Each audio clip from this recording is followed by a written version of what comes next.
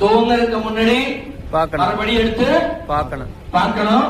ஜெயாசியம் நாலு முடிச்சு காலை எந்திரிச்சு நீங்க இந்த புக்கு பார்க்கும் போது புக்கு உங்களுக்கு சொல்ல அடிப்பேன். அடிக்கடி என்ன பாக்குறேன், நீ எதுவும் பண்ணாம பார்த்தா எப்படி வரும்னு கேட்குவேன். அப்ப நமக்கு உற்சாகம் வந்து எஸ் நான் இனியும் பண்ண வேண்டி இருக்கு. ரெடியா? இதுல வந்து போக்கஸ் பண்ணி பாருங்க. 1000 இருந்து 25 லட்சம் வரைக்கும் வருது வரி இதுல இருக்கு. மந்த்லி எவரி மந்த் ஒரு வருஷம் கிடைக்கிறதல்ல, ஆனுவல் இன்கம் கிடையாது. Every month. என்னோட பேரு நாராயணமூர்த்தி. கேரளாவில் கோட்டயம் டிஸ்ட்ரிக்ட் போடுங்க, தமிழ்நாடு ஒரு வில்லேஜ். 18 வயசு. என்னோட அப்பா ஒரு ஸ்கூல் ஹெட் மாஸ்டரா இருந்தாங்க. நாங்க வந்து 8 பிரதேச 8 பேரு. 6வது ஆளு. எஸ், அஸ்கர் சார் 6வது. பாருங்க, நாங்க 2 பேரும் 6வது ஆளுங்க. எனக்கு ஒரு தம்பி, எனக்கு ஒரு தங்கச்சி இருக்கு. பிரதேச சிஸ்டர்ஸ் அத்தனை பேரும் எம்ப்ளாயிஸ், நல்லா படிச்சிருக்கு. டாக்டர், வக்கீல் எல்லாரும் இருக்கு. தம்பி மட்டும் வந்தாலும் படிக்கல, மத்த எல்லாருக்கும் வேலை இருக்கு.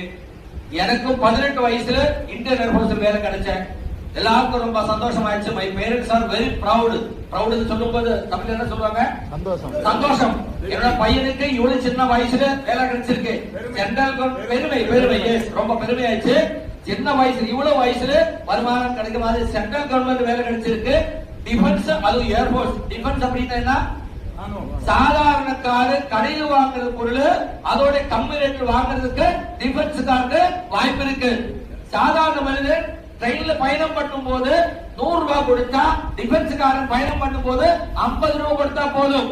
சாதாரண மனிதன் வியாதி வந்து ஹாஸ்பிட்டல்ல போனா பணம் கொடுக்கணும். டிஃபென்ஸ்காரன் ஹாஸ்பிட்டல்ல போனா பணம் கொடுக்க தேவையில்லை. புரியுதுல? அந்த மாதிரி எல்லாம் இருக்க ஒரு ஆப்பர்ச்சுனிட்டி எனக்கு கிடைச்சது. நானும் நினைச்சேன், எனக்கு ரொம்ப சந்தோஷமாயிடுச்சு. என்னோட ஊர்ல வந்து போஸ்ட் கிராஜுவேஷன் முடிச்ச நிறைய பேர் இருக்கு. என்னோட 10 வயசு ஜாஸ்தியான ஆளுகள் நிறைய குவாலிபிகேஷன் வச்சுட்டு இருக்கு. அவருக்கு வேலை கிடைக்கல, எனக்கு வேலை கிடைச்சு ரொம்ப சந்தோஷமாச்சு. நாட் ஒன்லி சந்தோஷம் இல்ல, ஐ வாஸ் ஃபீலிங் அகங்காரம். நிர்மதியா திமிர். சோ ஏர்போர்ட் போனா நான் சொன்னேன், இதுதான் எனக்கு லைஃப். என்ன நடந்தாலும் நான் வந்து டிஃபென்ஸ் விட்டு வெளியே போகாது.